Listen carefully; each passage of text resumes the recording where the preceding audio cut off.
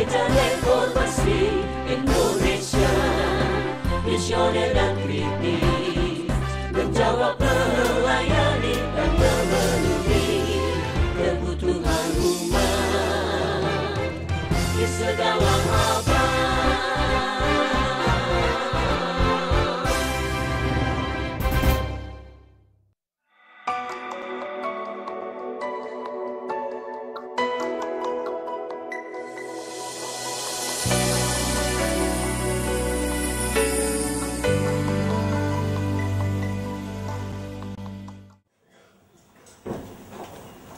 Kemungkinan tokoh dalam penyaliban.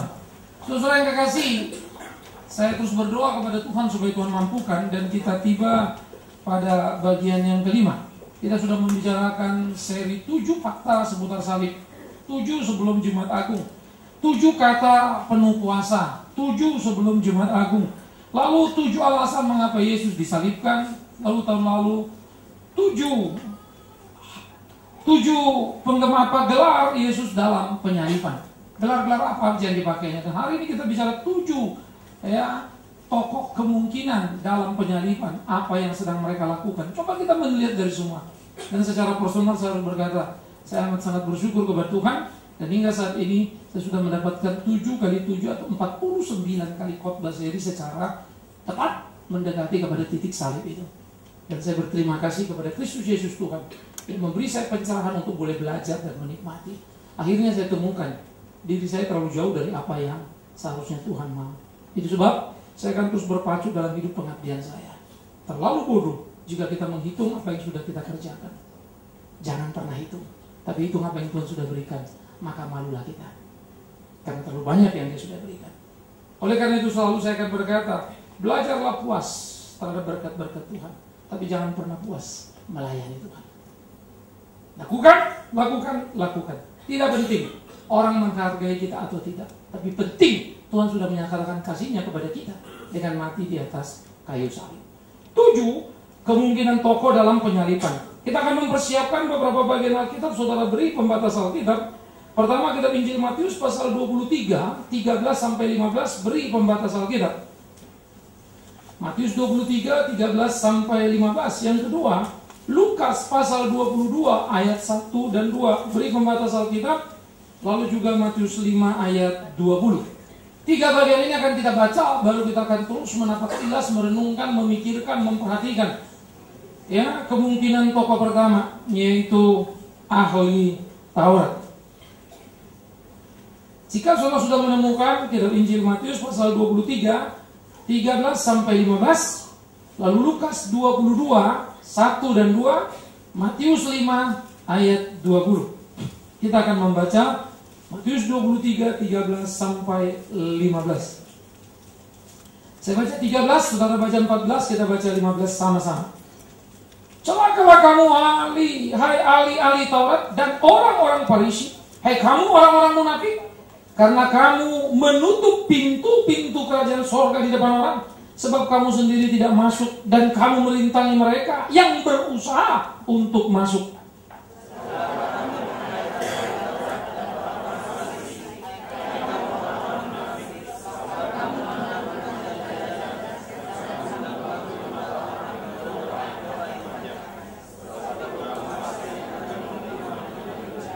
Sama-sama 15. Celakalah kamu hai ahli-ahli Taurat dan orang-orang Farisi, hai kamu orang-orang munafik, sebab kamu mengarungi lautan dan menjelajah daratan untuk menobatkan satu orang saja menjadi penganut agamamu, dan sesudah ia bertobat, kamu menjadikan dia orang neraka yang 2 kali lebih jahat daripada kamu sendiri.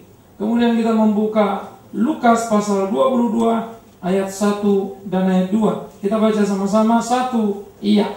Hari raya roti tidak beragi yang disebut Paskah sudah dekat. Imam-imam kepala dan ahli-ahli Taurat mencari jalan bagaimana mereka dapat membunuh Yesus, sebab mereka takut kepada orang banyak. Lalu kita membuka kitab Injil Matius pasal yang kelima ayat 20. 1. Iya. Maka aku berkata kepadamu, jika hidup keagamaanmu tidak lebih benar daripada hidup keagamaan ahli-ahli Taurat dan orang-orang Farisi, sesungguhnya kamu tidak akan masuk ke dalam kerajaan sorga. Saudara yang kekasih, pada waktu kita memikirkan ini, kita diajak untuk berkenalan dengan tokoh yang pertama dari 7 kemungkinan ahli Taurat.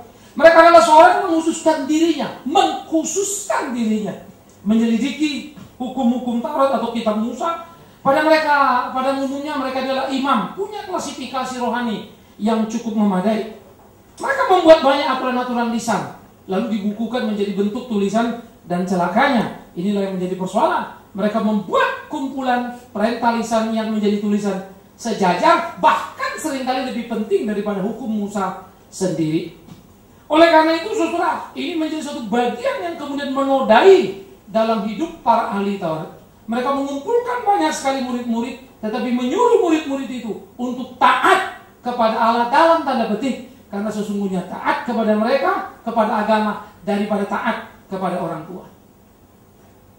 Itu sebab Yesus marah terhadap mereka. Ahli Taurat, apa sebetulnya peran mereka, fungsi mereka? Pertama, mereka adalah orang-orang yang memelihara hukum Taurat, mengkhususkan diri tadi. Mereka menyelidiki sedemikian luar biasanya, dan mereka meneliti sedemikian tepatnya. Itu sebab tidak heran ketika kemudian orang Majus tiba di Yerusalem, mereka tidak tahu di mana raja yang mau dilahirkan. Mereka masuk kepada kerajaan Herodes dan bertanya, di manakah? Imam ahli Taurat segera membuka, bertemu dengan Mika, Bethlehem. Mereka tahu, yes. Mereka nyampe, enggak. Mereka memberi informasi berharga. Orang maju sampai ke Bethlehem, tapi mereka sendiri tidak pernah berharga karena tidak pernah mau datang ke Bethlehem. Mereka lebih suka di Yerusalem, istana, daripada ke Bethlehem, tempat yang memang susah. Tapi mereka tahu kebenaran, tahu. Ahli, yes. Mereka teliti. Jadi mereka meneliti sedemikian rupa Taurat itu. Mereka menjadi ahli yang hebat. Mereka perhatikan kitab para nabi. Tetapi kemudian mereka menambah dan membuat peraturan lisan yang dibukukan. Dan itu menjadi lebih penting. Nanti kita akan melihat bagaimana kemudian pergeseran itu terjadi. Mirip dengan gereja. Gereja sekarang bukan Alkitab lebih penting, ajaran pendeta lebih penting dari Alkitab. Itu sebab hidup banyak umat kacau balau luar biasa. Umat dengan umat bergerak, gereja ribut satu dengan lain. Karena apa? Cinta sekali dengan ajaran pendetanya, tetapi tidak pernah cinta dengan Tuhan. Alkitab kalau mau dipelajari baik-baik tidak mungkin memecah belah. Alkitab mempersatukan. Pendeta memang itu tugasnya. Karena dengan pecah belah, kekuatan akan terbagi-bagi. Artinya bagi-bagi rezeki. Gereja menjadi tempat yang paling munafik dan mengerikan, susu. Lupa bingung, sadar nggak Bapak Pendeta? Yes. Dan saya sedang menista diri saya sendiri. Saya bagian daripada kekacauan yang harus keluar dan berani membersihkan. Maka pertarungan harus dimulai. Gong harus dibunyikan. Jangan menjadi banci. Ke kiri tidak, ke kanan tidak. Belajar. Punya sikap. Kembali kepada Alkitab. Tetapi saudara kan biasa dengan orang kembali pada Alkitab, kembali pada Alkitab. Alkitab menurut Pak Pendeta. Saya bilang kembali pada Alkitab menurut Alkitab. Harus hati-hati. Bedakan itu. Terlalu banyak pendeta memakai istilah back to Bible, Alkitabiah, tapi dia ngomong sama sekali tidak Alkitabiah. Nah, saya ngerti, jadi saya bisa menilai dan melihat, aduh, lari amat ya. Tuhan nggak ngomong begitu. Oleh karena itu mereka memelihara hukum Taurat, yes. Tapi ironis tadi ya, mereka membuat buku tandingannya. Pendeta memberitakan firman Tuhan, yes. Tapi mereka membuat tandingan peraturan yang akhirnya jadi lebih penting daripada Taurat itu sendiri. Yang kedua, apa tugas hukum Taurat selain memelihara, memperhatikan? Mereka mengajarkan itu, jadi bukan to ourselves, to others. Mereka ajar orang lain. Mereka menjadi orang-orang penting yang sangat ahli terhadap Taurat. Dan para imam yang kemudian jadi ahli Taurat ini seringkali menjadi narasumber dan orang-orang penting di mahkamah agama. Maka agama diduduki oleh orang-orang penting. Ada imam yang bukan ahli Taurat, ada ahli Taurat yang mungkin juga bukan imam, tapi bisa jadi ahli Taurat dan imam sekaligus, ditambah tokoh-tokoh masyarakat. Nah, itu majelis agama. Nah, ini yang memutuskan hukuman mati terhadap Yesus. Jadi ahli Taurat selalu diminta pendapatnya karena mereka ahlinya Taurat. Itu sebab Herodes minta pendapat mereka di mana raja yang mau lahir, yaitu Yesus. Dan mereka tahu dengan tepat. Jadi ahli Taurat tahu tepat, yes. mereka lakukan, nah itu persoalannya. Karena mereka memanipulasinya. Jadi jangan terlalu naif bilang, Pak, mereka kan ngerti firman Tuhan. Gak mungkinlah mereka neko-neko. Engkau terlalu bodoh dan tidak mengerti setan. Atau mungkin engkau sudah berhasil dibodoh-bodohi setan, sehingga menjadi bodoh sekali dan tidak mengerti. Berapa banyak orang tahu kebenaran, tapi menjungkir balikkannya. Karena itu berbahagia bukan orang yang mendengar firman Tuhan, tapi merenungkan dan terakhir melakukan. Sepotong tidak ada artinya. Semua itu yang dituntut Tuhan. Jangan pernah melakukan tanpa pernah mau belajar. Karena omong kosong kau melakukan firman Tuhan kalau kau tidak belajar. Jadi apa yang kau lakukan pasti benar menurutmu, bukan Alkitab. Jadi belajar Alkitab penting setengah mati. Melakukan penting lagi. Ya, sehingga kita betul-betul belajar menyadari hakikat nilai itu. Jadi ahli Taurat ini memelihara, mereka mengajarkan, tetapi tadi itu ditambah-tambahkannya lah hukum lisan ini menjadi lebih penting dari apa yang sebenarnya. Kita akan bisa menemukan nanti bagaimana kemudian mereka menjadi orang yang sangat amat legalistik. Ya. Jadi mereka membuat peraturan yang sangat menakutkan. Ini perilaku dari para ahli Taurat. Dan yang ketiga, mereka juga adalah orang-orang yang selalu mengumpulkan murid mereka menjadi ahli Taurat yang mengajar. Jadi punya murid.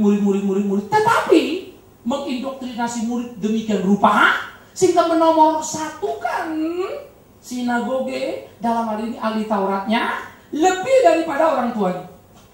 Yesus pernah mengkritik mereka-mereka seperti ini. Oleh karena itu, saudara yang kekasih, apa yang mereka kerjakan sesungguhnya lah bijak, sesungguhnya lah baik, mempelajari, mendalami Taurat, yes. Tetapi sayang, mereka tidak melakukannya.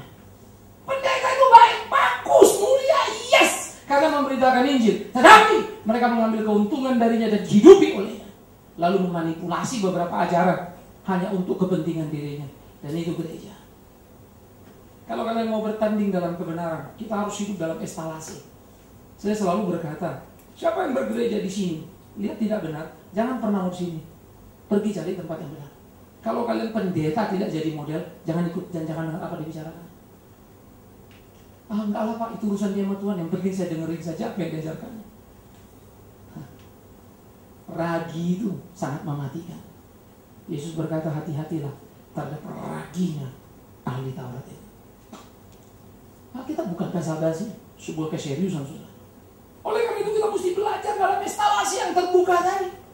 Betul nggak seperti itu? Itu sebab kemudian Yesus mengkritik mereka yang perannya bagus tapi kelakuannya tidak itu. Jadi ahli Taurat sudah belajar benar, yes, belajarnya yang benar, tahu yang benar, yes, tapi kemudian tidak benar hidupnya. Bayangkan kalau kau nggak belajar, jadi kayak apa? Saya tidak mau kayak ahli Taurat, tidak mau belajar, yang penting benar. Lebih tidak lagi tuh, otakku nggak sanggup mikirkan itu. Bagaimana kau bisa mau melakukan benar, kau tidak tahu apa yang benar? Yang tahu benar saja belok. Bagaimana kau tidak mau tahu benar tapi kemudian rasa mau bikin yang benar? Itu pembelaan diri yang paling buruk. Cintailah firman Tuhan. Jangan pernah mencintai pendeta. Saya pendeta. Sangat senang loh kalau dicintai banyak orang ya. Sangat bahagia. Ada orang respect saya kemarin, saya dikasih 1 tas duit. 1 tas. Sampai saya terbingung-bingung, saya ngomong sama istri. Bawa pulang ya, kita pakai, mesti bertanggung jawab. Untuk apa dan lain sebagainya. Tapi saya terus mikir. Kalau Tuhan mau apa susahnya? Maka bagi saya itu tidak terlalu jadi penting. Tuhan kasih ya urusan Tuhan. Tuhan gak kasih gak menambah. Ya, apa gak mengurangi bahagia saya melayani dia. Tuhan kasih juga tidak menambah bahagia saya melayani dia. Saya belajar, thanks God, itu cuma kertas yang dipakai selesai ya habis. Toh sekarang gue sudah habis.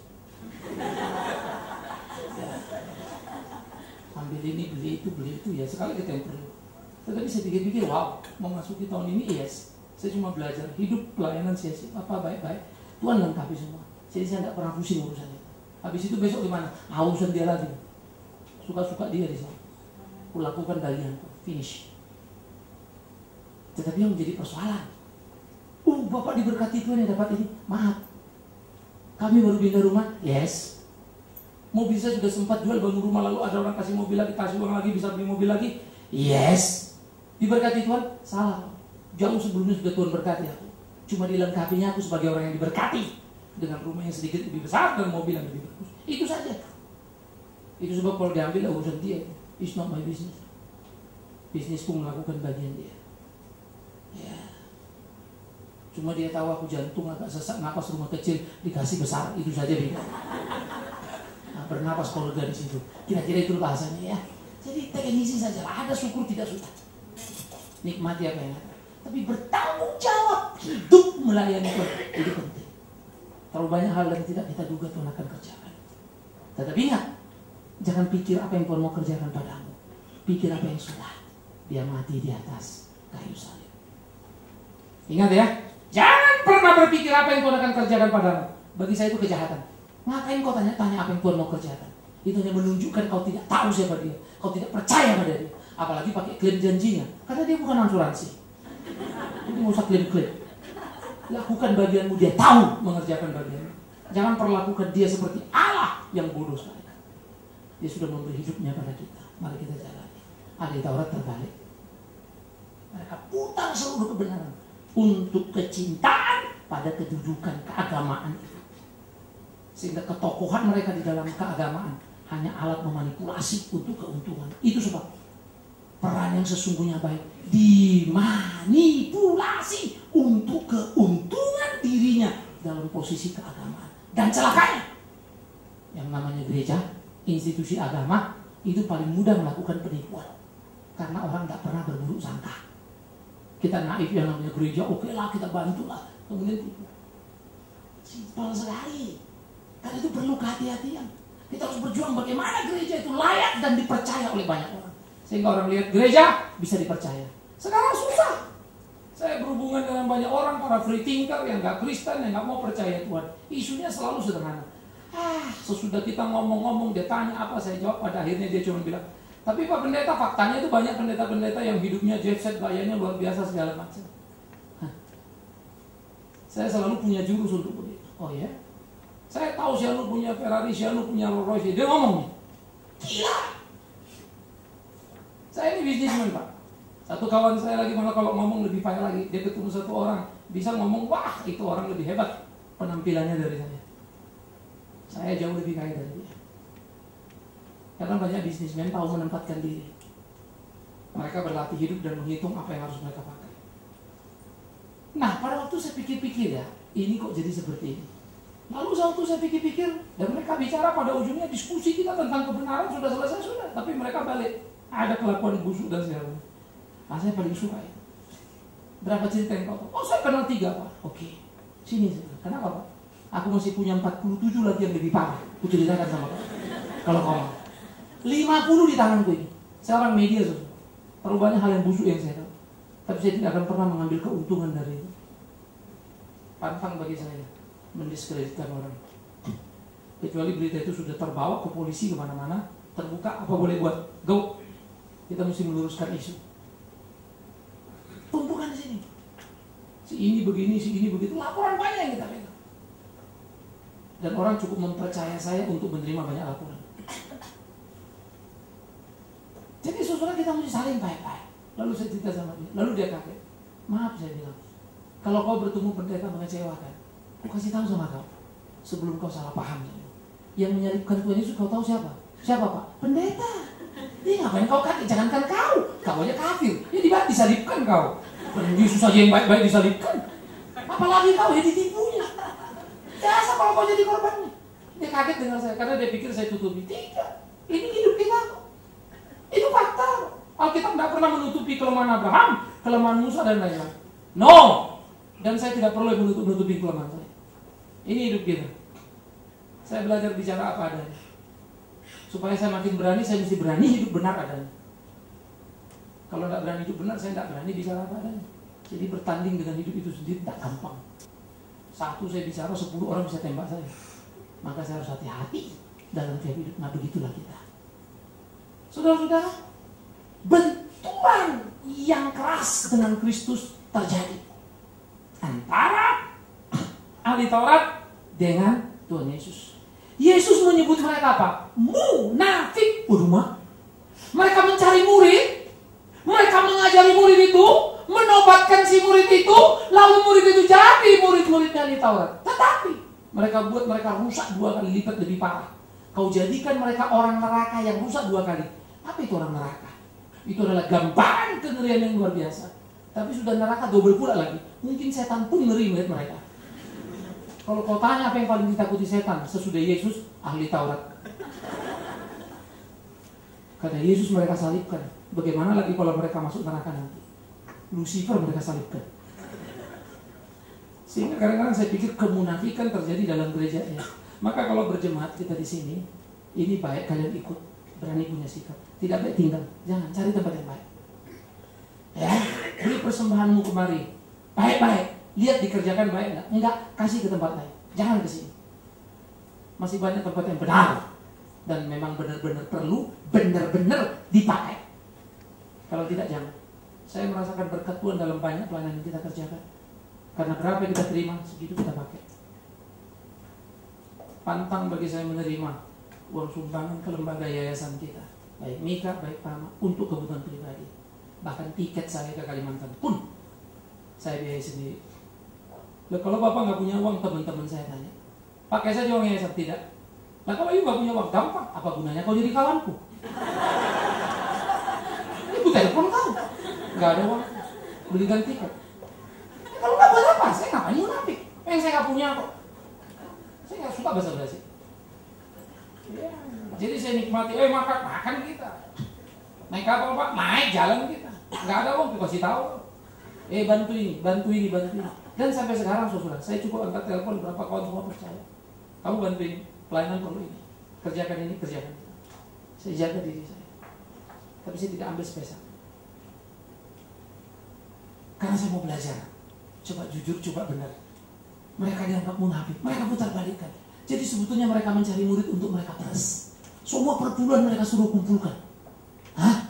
Sampai anak-anak itu jadi kurang ajar. Dikasihnya per bulan, gak ditolongnya lagi orang tuanya. Kenapa kau udah tolong aku? Kata papa mamanya. Papa mama, bagianmu sudah kuberi ke rumah Allah. Tidak. Itu kan kritik Tuhan Yesus. Kurang ajar kau. Kau bilang ke rumah Allah, aku gak pernah terima. Memang Tuhan kan gak pernah terima uang itu kan. Yang makan si ahli Taurat, sekarang pendeta. Yang bodoh kau, udah 2000 tahun tuh masih bisa dibodoh-bodohin itu. Pikirkan itu baik-baik. Jadi ahli Taurat itu punya trik. Manusia itu diindoktrinasi. Karena agama menjadi alat paling efektif buat orang takut. Kau jangan curi uang Tuhan. Beri semua pada Tuhan. 10% uang Tuhan. Kurang ajar. 90% uang siapa? Uangmu. Enak aja. 100% uangmu itu uang Tuhan. Beri kau berapa yang rela. Belajar. Saya tidak pernah memberi perpuluhan. Karena saya tidak memberi 10%. Lebih. Jangan kau pikir gila ini pendeta gak pakai berkorban. Enak aja. Karena saya tidak itu. Apa itu angka 10? Buat saya itu omong kosong. Berapa yang perlu pakai. Karena saya rasa kok Tuhan pelihara saya. Saya nggak berkali-kali lipat ya, sorry.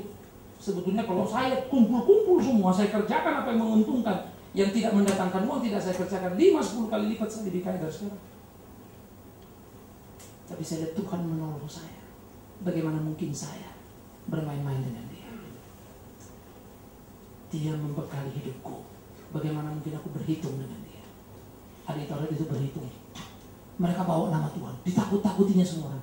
Hukum lisan diberlakukan, orang tua diabaikan. Katanya uang sudah bawa ke dalam rumah Tuhan. Kau ajarkan perpuluhan, ahli Taurat, tapi janda miskin kau abaikan. Aku tidak mau persembahan, aku mau keadilan. Buat apa kau kasih perpuluhan kalau tidak ada kejujuran? Buat apa kau kasih perpuluhan kalau tidak ada kesungguhan? Buat apa kau kasih perpuluhan kalau kau abaikan orang tuamu? Maka demi Tuhan yang hidup, kalian yang di sini, hormati orang tuamu. Siapapun itu. Jangan pernah kau melakukan apapun di dalam rumah Tuhan, orang tuamu kau abaikan. Rezeki Tuhan akan kasih kepadamu, berkat akan Tuhan berikan kepadamu. Hormati orang-orang di rumah. Anak-anak yang masih muda-muda jangan kurang ajar. Seberapa hebat kau, seberapa jago kau, seberapa jelek orang tuamu dari rahim ibumu kau lahir. Seberapa suksesnya engkau, orang tuamu yang membesarkan engkau. Jangan kurang ajar, jangan jadi anak durhaka. Tapi ahli Taurat membuat orang jadi anak durhaka. Mengerikan? Yes. Sekarang ada nggak? Saya menemukan banyak orang tua menangis. Seorang Katolik datang sama saya, Papi, saya mau konsultasi. Saya cuma mengerti Bapak. saya anggap pendeta lain saya suka.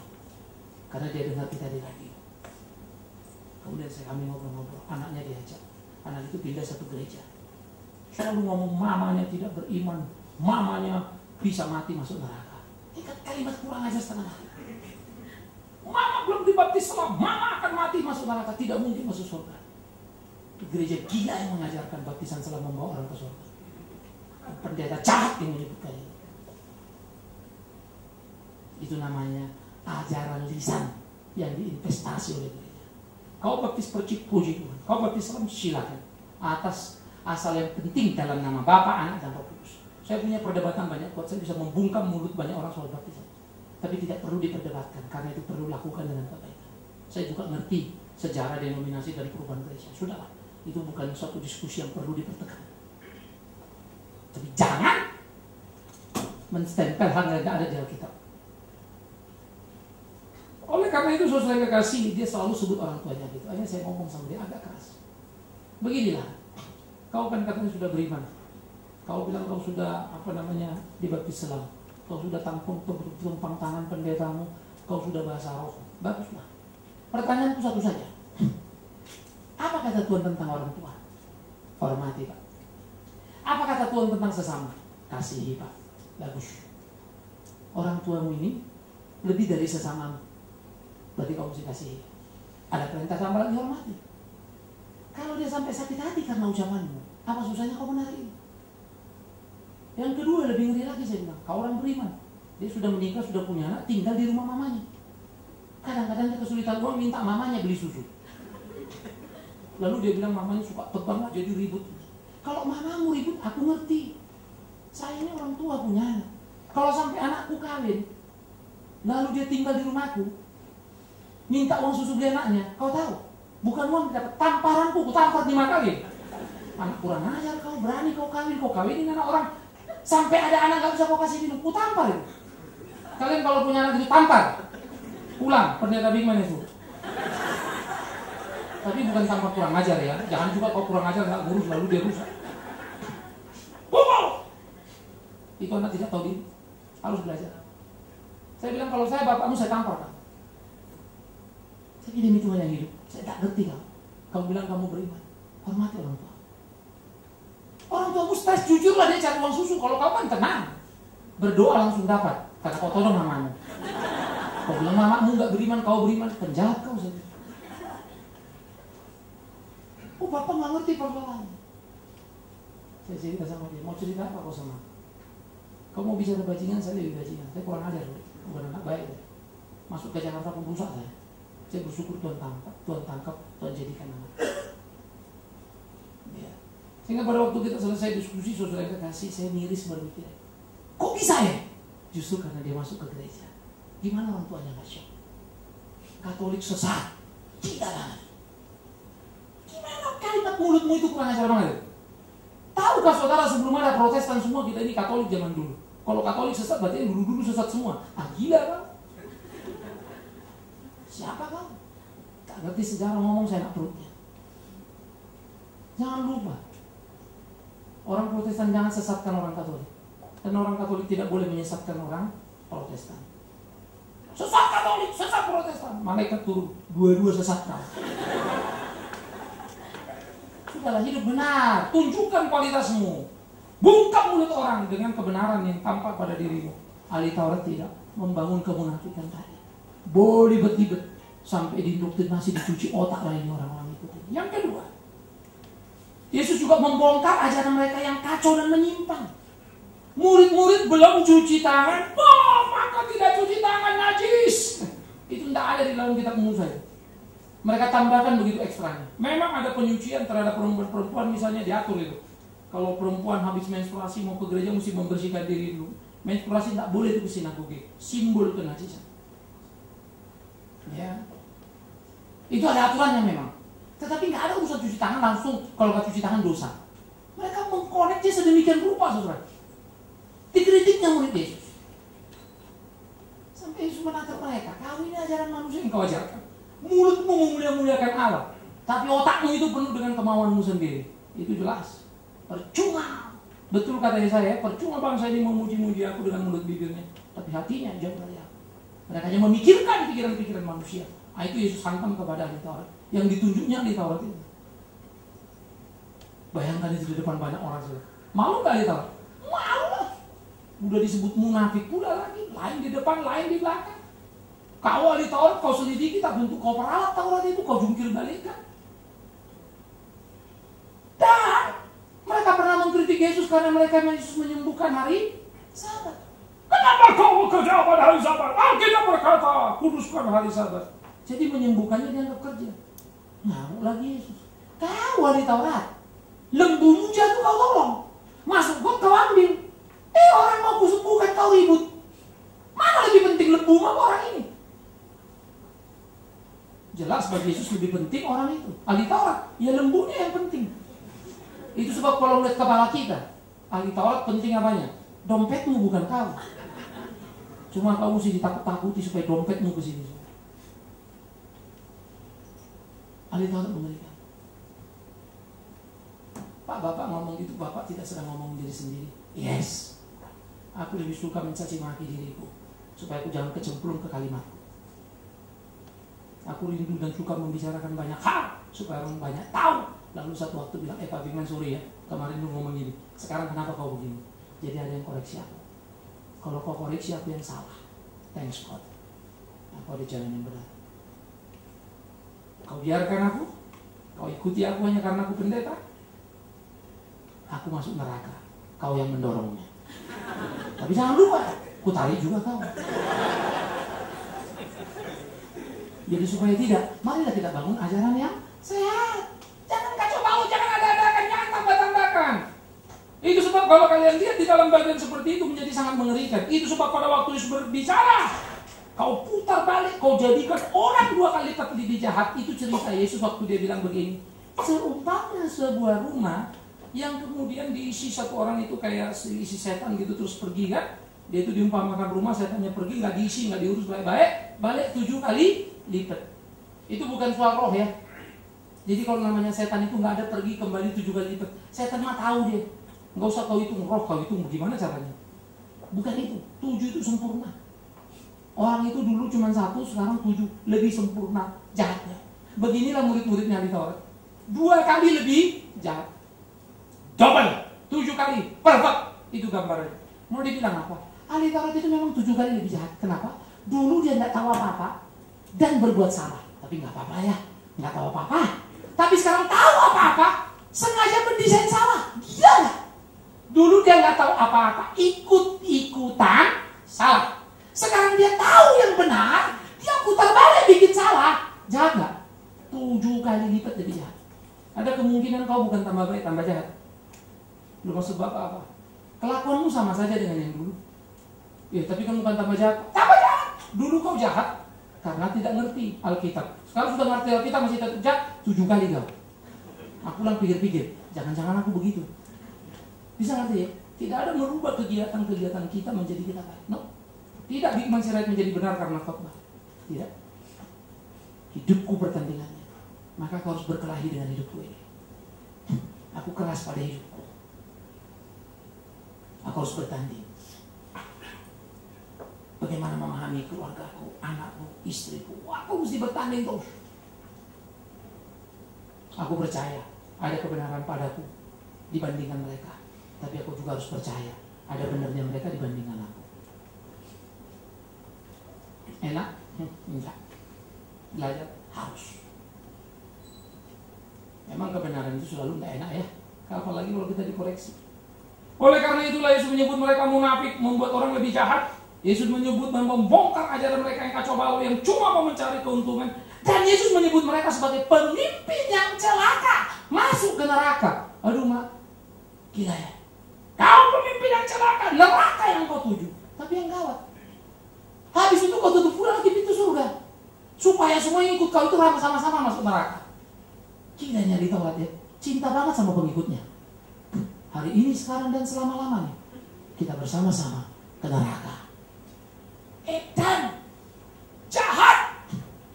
Yes, itulah institusi agama. Karena waktu kau cocok dengan sebuah kesalahan, kau nyaman di situ dan kau terus ikut, kau sudah mengikat dirimu. Karena itu jangan cari firman Tuhan yang menyenangkan kupingmu. Cari firman Tuhan yang menuntunmu kebenaran. Ke jalan yang benar, yang mungkin menampar-nampar mukamu, sakitnya setengah mati. Biarin. Lebih bagus kita bengkok, kaki patah, tapi di pelukan Kristus. Daripada kita sehat, ya, lagi kencan sama setan. Ingat kalimat itu. Karena itu kita mesti berani mengikuti dia. Kalian ke neraka. Ke neraka, ke surga adalah sangat personal. Itu menjadi urusan Allah dan manusia. Itu sebab saya paling gak bisa terima dan paling gak bisa ngerti orang bolak-balik pergi ke surga ke neraka tahu siapa yang ada di sana. Satu orang bilang, Pak gimana pendeta itu surga balik pulang pergi surga? Saya bilang bukan pulang pergi surga. Yang betul dia pergi surga berkali-kali ditolak melulu. Jadi balik lagi. Nggak memenuhi syarat. Cuma saya dia nggak tahu diri. Dipikirnya dia memenuhi syarat. Demi Tuhan yang hidup. Jangan satu kali pun Tuhan. Inilah kalimat hamba-Mu. Kau angkat aku melihat surga lalu kau turunkan lagi. Demi Tuhan yang hidup. Jangan. Satu kali kau angkat aku. Biarkan aku di situ bersama denganmu. Itu hidupku. Tidak perlu kau tunjukkan aku Tuhan itu neraka, karena cukup bagiku firman sudah mengajarkannya. Di sana kertak gigi ratap tangisan. Siapa yang masuk sana? Barang siapa yang hidup tidak sesuai dengan firman Tuhan, ke sana tujuannya. Hati-hati. Tapi siapa yang masuk di sana? Kau cuma tahu kira-kira, aku cuma kira-kira. Yang tahu persis Tuhan. Yudas masuk surga, masuk neraka. Neraka, Yesus yang bilang. Bapak lihat, Yesus yang ngomong, bukan aku. Jadi nggak usah aku ngomong. Aku melihat Yudas di neraka. Ah, penipu kau. Belum kolej sudah kubaca itu ribuan tahun lalu udah ada ayatnya. Basi. Tetapi kita suka fenomenal hati. Nah itulah ahli Taurat diputar semua, diputar. Pendeta dapat penglihatan, katanya gini semua ikut, katanya gini semua ikut. Demi Tuhan yang hidup, apa yang kau ributkan? Kan ada karunia Pak, bacalah baik-baik 1 Korintus 12, 13-14. Udah bolak-balik aku ngajarin.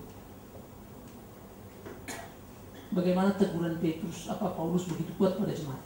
Kita lagi mengeksposisi dari awal terus. Jangan baca sepotong cerita, baca semuanya dan lihatlah. Karena itu hiduplah dengan iman. Lakukan apa yang Tuhan mau.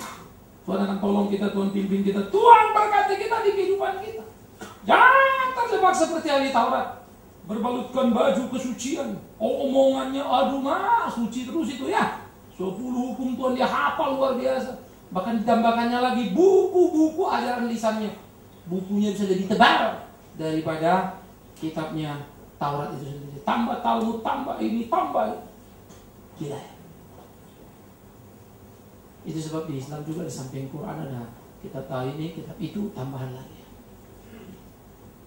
Sama, Yahudi juga begitu. Nah itulah ahli Taurat. Oleh karena itu kita bisa melihat betapa amat sangat parahnya mereka. Mereka berbisnis dan memanfaatkan gereja untuk keuntungan mereka pribadi. Mereka memperkaya diri dengan alasan ini berkat ilahi, omong kosong itu. Ingat hidup kalian baik-baik ya. Kalau Tuhan berkati kalian banyak harta, puji Tuhan. Tapi ingat itu kesempatan kalian menolong lebih banyak orang lagi. Kalau terlalu banyak hartamu dibandingkan income-mu, berarti terlalu banyak yang kau simpan. Itu logikanya kan? Sebetulnya gajinya kok banyak banget hartanya. Oh dia rajin nabung Pak. Oh terus semua ditabung Pak. Terus berarti kurang Kristen itu. Kenapa? Terlalu banyak yang disimpannya, kurang dibagikannya.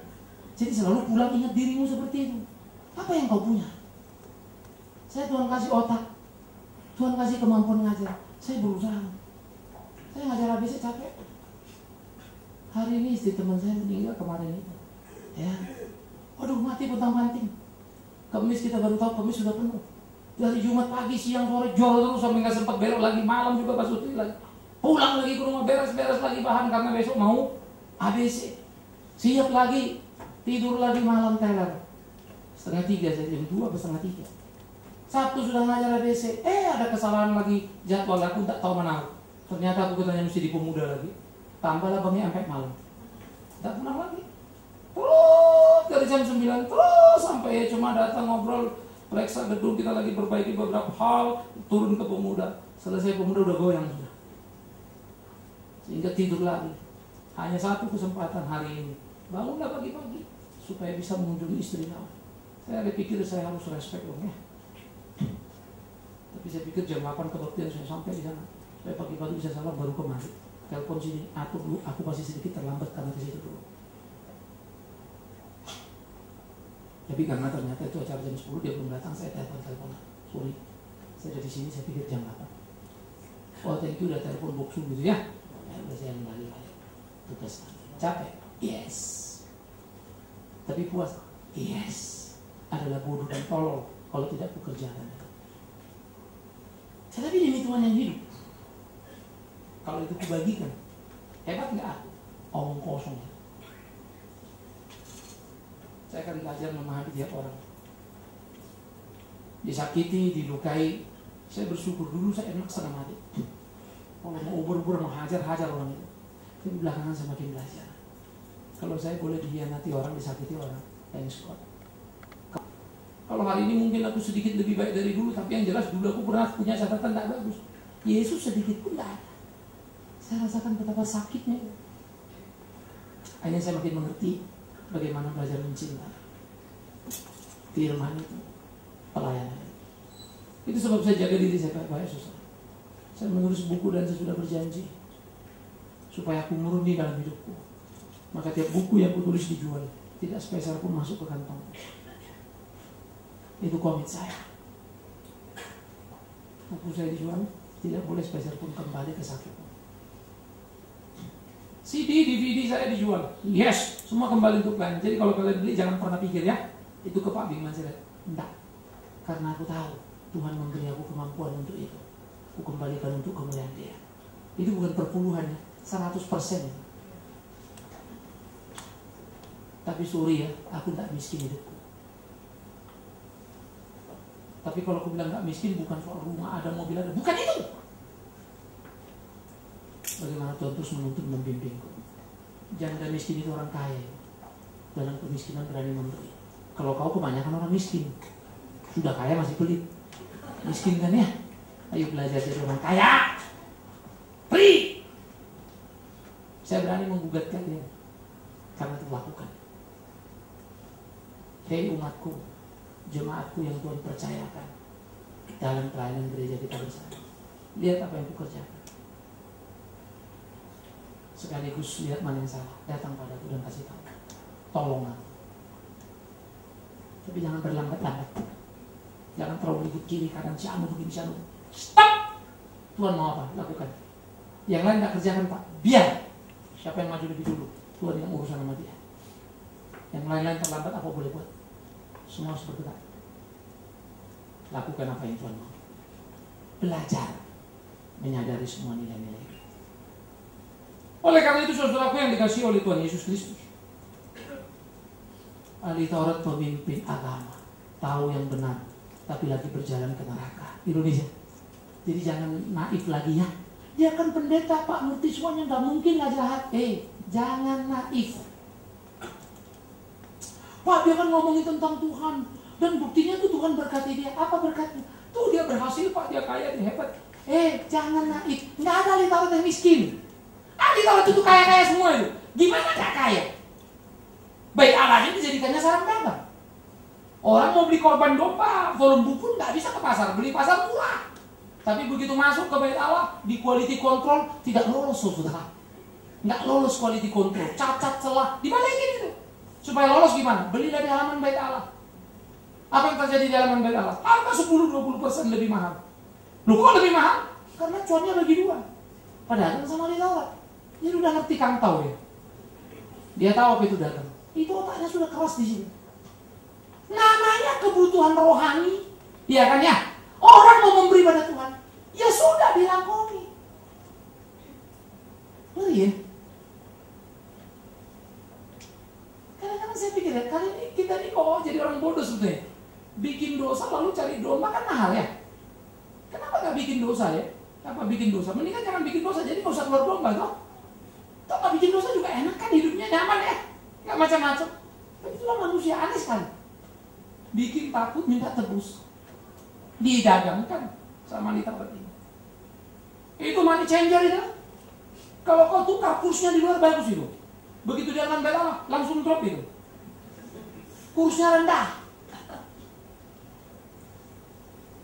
Jadi kita jual, dia beli rendah itu. Makanya Alvin Balat untungnya banyak banget itu. Ingat, siapa pedagangnya? Ahli Balat itu. Yesus jungkir balikkan. Ngamuklah dia, itu pundi-pundiku. Kau ganggu income-ku. Ngamuk mereka. Bunuh! Itu mereka mau membunuh Yesus. Dia mengancam income kita. Dia mengkritik kita. Dia mempermalukan kita. Bunuh! Mereka tahu itu Mesias? Yes. Karena mereka pernah berdebat. Mana mungkin kalau dia bukan dari Allah, dia bisa lakukan semua. Dia bicara benar, dan dia lakukan semua dengan benar. Apa salahnya yang kita lihat? Wah, satu langsung marah. Stop kau tahu apa? Termasuk Nikodemus dimarahi. Karena Nikodemus sudah ketemu Yesus. Menurutku dia benar. Diam kau. Tapi karena diketahui Nikodemus berhubungan dengan Yesus, menurut tradisi gereja, si ahli Taurat yang baik ini ditarik, dikucilkan. Pinggir hutan sana kau tinggal. Tidak boleh di lingkungannya. Semua umat dikasih tahu, lalu memusuhi dia. Memusuhi bukan karena musuh ya, karena takut pada struktur tadi. Semua dibawa bayang-bayang ahli Taurat. Jadi kalau kalian mau belajar, kejahatan yang paling jahat di mana? Bukan di penjara, di dalam gereja. Dulu surat pengampunan dosa diperjualbelikan. Pemimpin gereja bilang, kau masukkan koin emas, cerding. Begitu bunyi, kelulung, kau udah di surga, itu udah bersih semua dosa. Begitu plutuk, nggak ada bunyi lagi, bereslah. Jadi selama bunyi, keliling, kan muter kan ya? Nah, itu lagi pembersihan.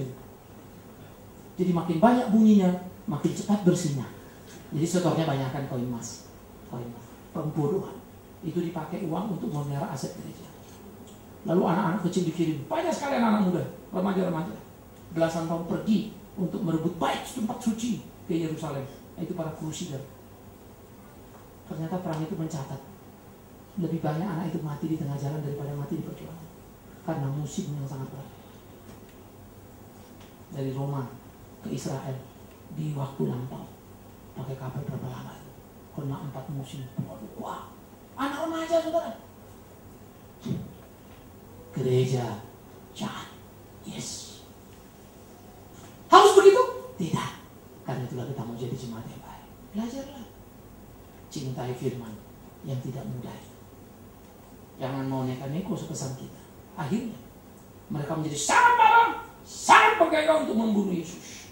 Mereka adalah satu dari 7 kemungkinan sebagai tokoh penyaliban. Karena apa?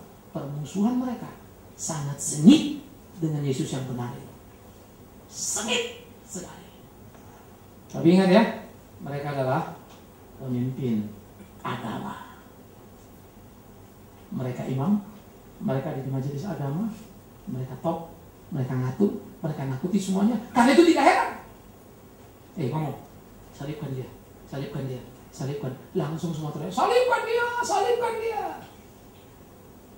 Itu sebab Yesus tidak tergiur dengan 5.000 orang yang datang makan di kebaktiannya ya. Yesus kan bikin KKR. Lalu muridnya suruh kasih makan, bingung. Dia kasih makan 5.000 orang, 5 roti 2 ikan, makan semuanya. Ya, saya suka guyon. Kalau sekarang saja Tuhan beri kuasa yang sama, saya akan kasih kalian makan tiap hari. Cukup 1 kerupuk, kebagian semuanya. Ya, beli 200 perak, 300 perak. Dalam kami selalu semua kumpul gitu ya. Kenyang, dan lebih 12 bakul. Untung lagi aku. Kasih 1 kerupuk, lebih 12 bakul. Tapi tidak begitu kan ya. Nah yang menarik, besoknya balik lagi orang ini. Guru, kami mau lagi datang. Diam kau kata guru ya. Itu yang aku suka dari Tuhan Yesus. Kalau dia ngomong saya perhatikan sangat dekat dengan orang Batak. Orang Batak kan si tuluk mata katanya. Kamu ini datang, kau bilang kau mau dengar firman, ngomong kosong kau. Bukan firman yang kau cari, roti kan? Lalu balik kanan gerak, balik orang gitu. Mereka nyesal kenapa Yesus bukan Jawa. Coba kalau orang Jawa kan, nek nopo toh mas? Wes mangan nopo orang? Kan masih enak ya, walaupun malu-malu tapi ya nggak gelebuk lah gitu ya. Tapi langsung gedebuk pak, marah lah mereka. Malu aku. Memang sih makan-makan, tapi dipermalukan kan gitu kan. Malu lah namanya orang berdosa. Besok teriaklah dia, salibkan dia, salibkan dia. Kurang ajar ya. Seluruh jalan Yerusalem tidak satu pun orang berteriak untuk datang dan menjadi pembela. Beruntunglah Simon dari Kirene dipaksa memikul salib itu. Dari terpaksa ia menikmati anugerah itu. Puji Tuhan. Saya selalu berdoa, Tuhan, kalau sampai aku salah jalan, paksa aku supaya taat padamu. Karena seringkali aku susah taat dengan sepenuh hatiku dan mauku. Paksa aku lebih suka itu.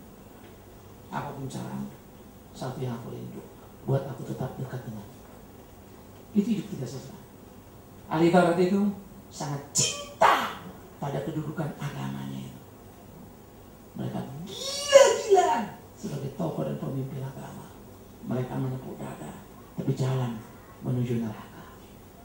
Siapa yang pernah menduga kalau melihat pendeta khotbah luar biasa? Siapa pernah menduga ahli Taurat yang pintar, cerdas sedang berjalan menuju neraka? Tiap sahabat kau lihat dia yang mimpin. Tiap ada korban kau lihat dia yang ngatur, dia yang lakukan, dia yang bicara, tapi dia yang ke neraka. Gila ya. Karena itu jangan cuma dengar apa yang kukatakan, amat-amati hidupku, kelakuanku.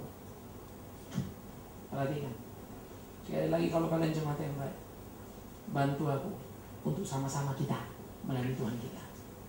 Tapi kalau kalian jemaat yang baik, jangan lupa ingatkan aku kalau aku salah. Kalau keras kepala nggak mau diingatkan dan kalian tahu betul aku salah, tinggalkan aku, biarkan sendiri. Semoga kesendirian di pengasingan membuat aku sadar untuk kembali ke jalan yang benar. Marilah kita hidup di atas estalasi yang tepat.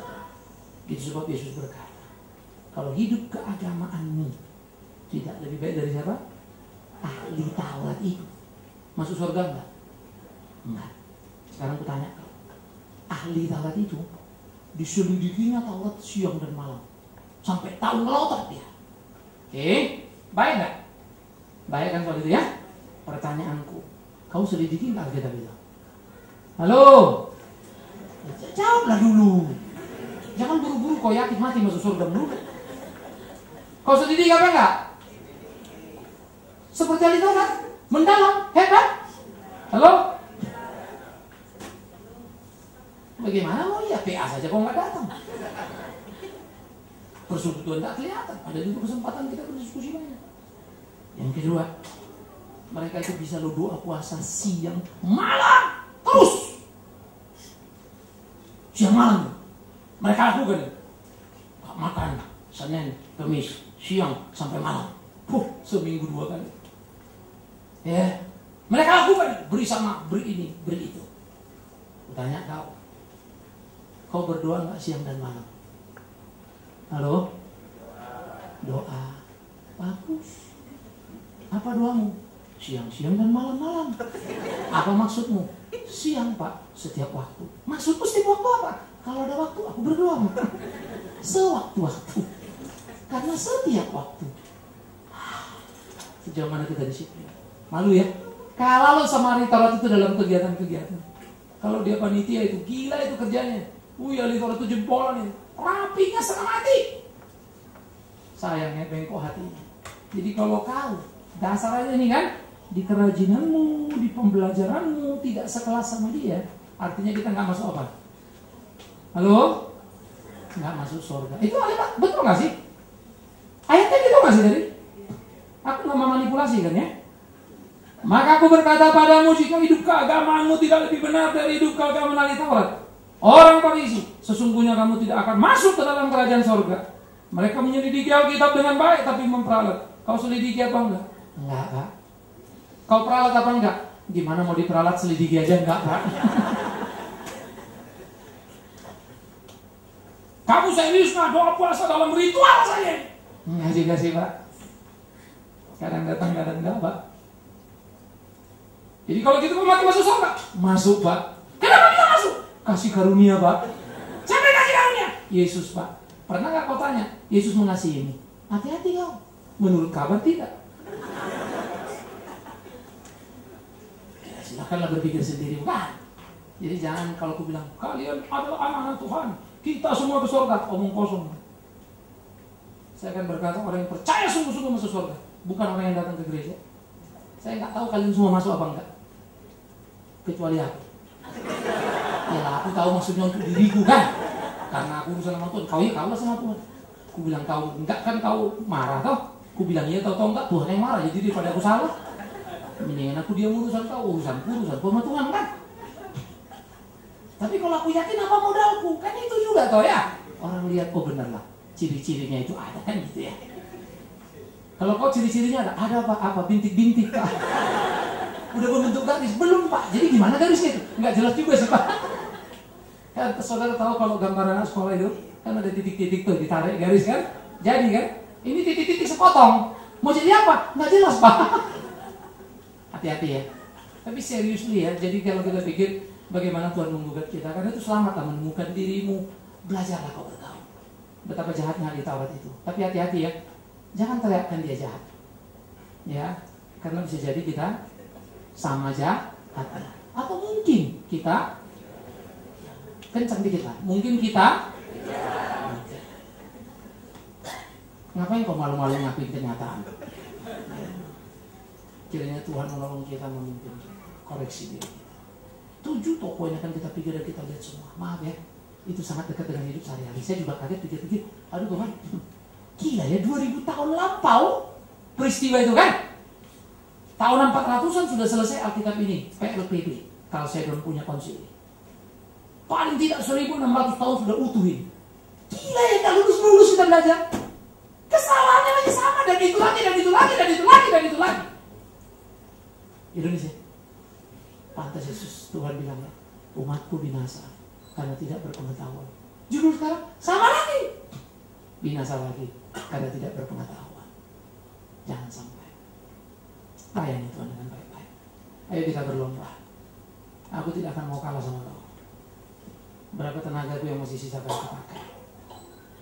Ya, fisik saya memang drop banyak karena klep jantung saya. Bawaan lahir sudah dioperasi dari tahun 2000. 11 tahun sekarang, Februari kemarin. Ya, naik turun. Saya nggak peduli itu, sekarang saya siasati terus. Gimana pada kondisi ini bisa melayani dengan pas, efektif. Terus mencari lubangnya, terus mencari celahnya.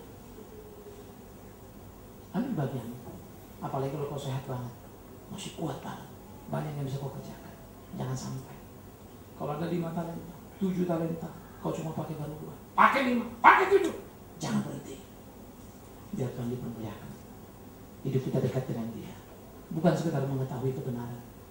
Maka kita berkata, berbahagialah orang yang mendengarkan, mengerti karena belajar. Tapi nggak titik ya. Koma melakukannya dalam kehidupannya. Ahli Taurat itu dengar, yes mereka belajar. Ya ahli, lakukan, enggak dimanipulasi.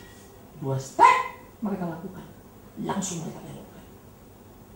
Jangan sampai kita seperti itu. Pikirkanlah, renungkanlah. Kita berdoa. Tenangkan hatimu, berdialog dengan Tuhanmu.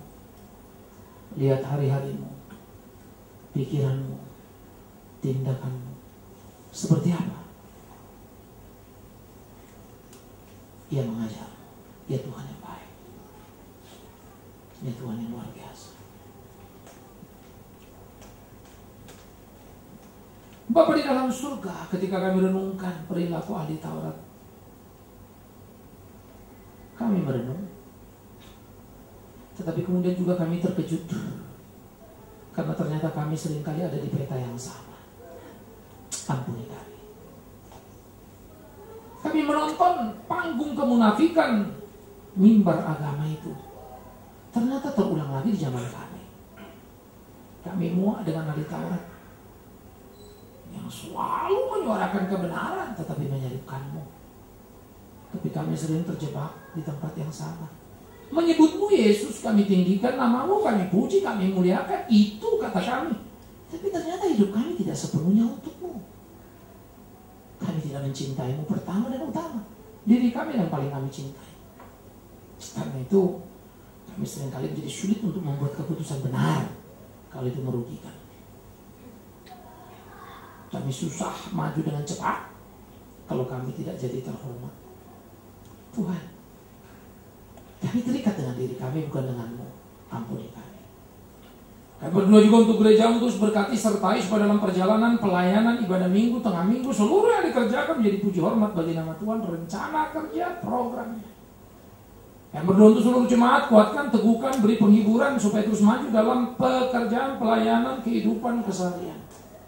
Yang berdoa untuk persiapan sebentar siang sesudah ibadah ini, bagi yang akan baptis maupun CD, Tuhan tolong tuntun pimpin percakapan pastoralnya. Supaya tiap orang melakukan dalam kesadaran yang penuh, bukan rutinitas keagamaan kami. Mempunyai pemahaman yang utuh dan tidak terlibat pada perangkap yang salah. Yang berdoa juga supaya sebagai anak bangsa Tuhan mampukan kami mengambil peran kami, menjalankan tugas-tugas yang kami emban, supaya kami menjadi terang bagi bangsa ini seperti apa yang menjadi kehendak Tuhan. Karena itu, tolonglah kami mencintai firman-Mu, menggali, mempelajari, menyelidiki, mendalam, menenungkan, menaruh dalam hati, dan melakukan di kehidupan sehingga semua orang tahu bahwa kami adalah anak-anak. Aku hamba. Tuhan tolong aku, supaya jabatan kependeritaan tidak memanipu aku, supaya jabatan kependeritaan tidak menjebakku, tetapi sungguh membawa aku berjalan pada jalan-Mu. Tuhan, jika aku salah, jangan biarkan aku. Pukul aku, tampar aku, buat aku terluka. Kalau itu menjadi pantas karenanya, tapi tetap bahagia, supaya di jalan-Mu bersama denganmu menikmati kasih-Mu. Apa yang mau Kau ukir di hidup kami?